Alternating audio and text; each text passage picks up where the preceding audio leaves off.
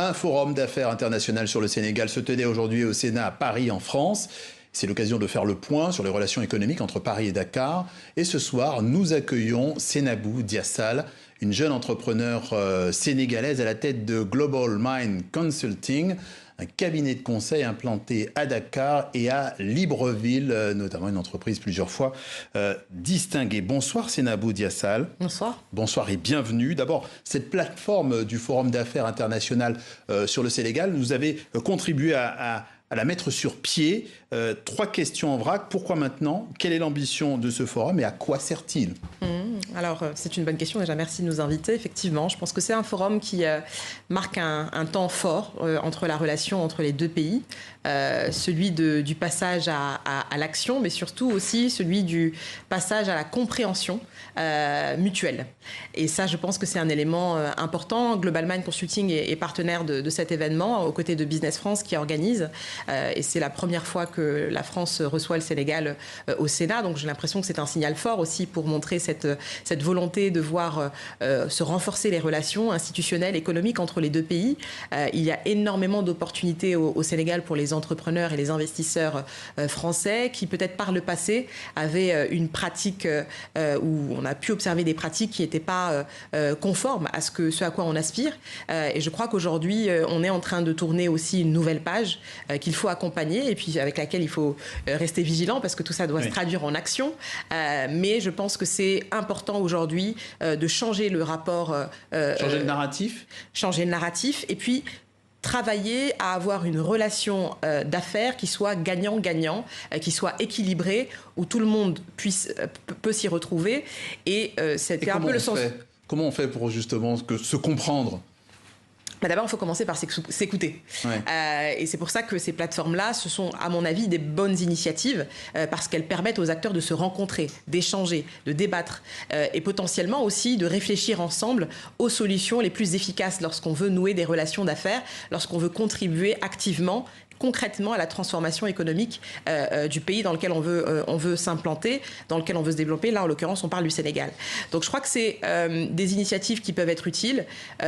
Sur la question que vous posez, je pense qu'il y a 3 points essentiels qu'il faut retenir. Le premier, c'est lorsqu'on parle de cadre d'échange, il faut aussi accepter de challenger les pratiques business qui ont primé jusqu'à présent.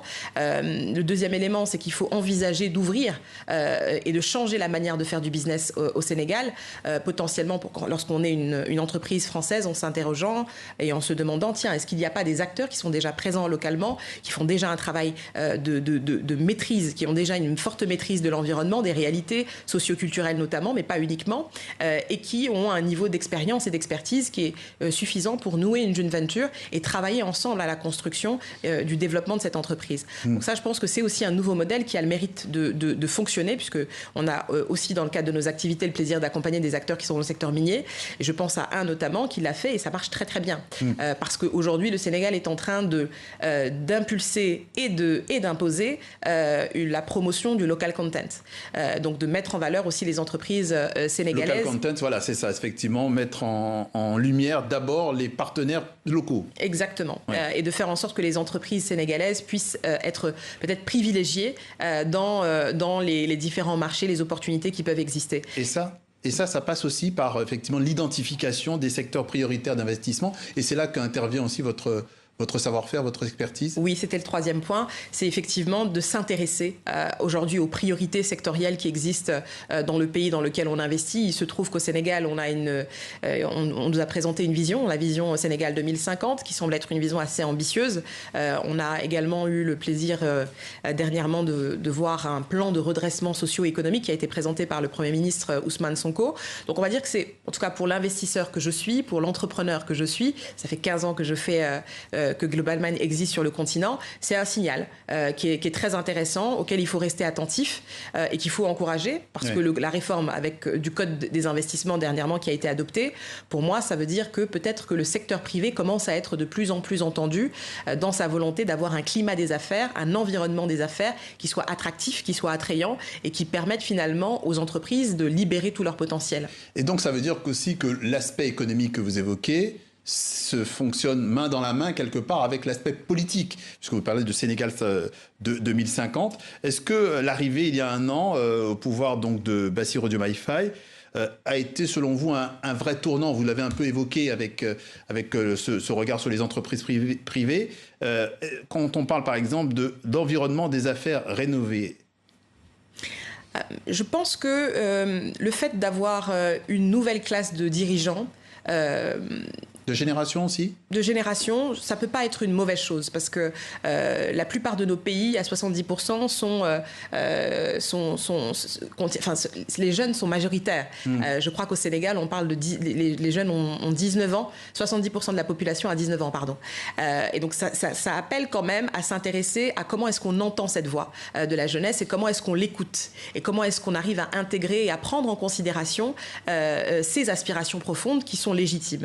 Et le fait de voir aujourd'hui un nouveau gouvernement arriver, bon alors je ne sais pas si on peut dire nouveau gouvernement puisqu'on est à presque 2 ans, hein, ouais. 1 an et 6 mois, mais en tout cas je pense que c'est un signal fort, c'est un beau modèle aussi de réussite de nos institutions. Au Sénégal on a des institutions qui sont fortes et qui sont capables aussi de faire valoir le droit, ça c'est un élément qui est important, même quand on investit, ça fait partie des critères qui nous permettent d'apprécier le risque et on a une culture des institutions et de la démocratie qui est quand même très solide au Sénégal, donc c'est un atout que les investisseurs savent apprécier.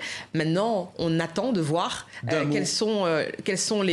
comment les réformes qui ont été présentées vont s'exécuter, vont se mettre en œuvre. D'un mot, parce qu'on n'a plus beaucoup de temps. On a vu effectivement la semaine dernière la campagne du Premier ministre pour mobiliser à l'extérieur du pays les investissements de la diaspora. C'est aussi du financement privé. Quel regard portez-vous sur cette démarche ? Je pense que c'est une très bonne chose parce que la diaspora aujourd'hui représente un atout décisif pour les pays africains et je pense que le fait de les inviter à venir investir dans le pays, à pouvoir participer à l'effort de construction du pays, c'est une excellente chose. 70% des ressortissants qui sont issus de pays étrangers et qui vivent en France disent leur volonté de vouloir retourner dans leur pays d'origine. Donc ça peut être une bonne manière de mettre déjà le premier pas et pourquoi pas aussi de commencer à investir dans des entreprises sénégalaises qui ont le mérite de déjà exister et qui ont des besoins en termes d'innovation et de financement. Seynabou Diassal, fondatrice et présidente de Global Mind Consulting, un cabinet de conseil spécialisé dans les relations publiques. On retient donc une nouvelle page de rapport économique peut s'instaurer entre la France et le Sénégal. Merci d'être passé par le journal de TV5 Monde. Merci à vous.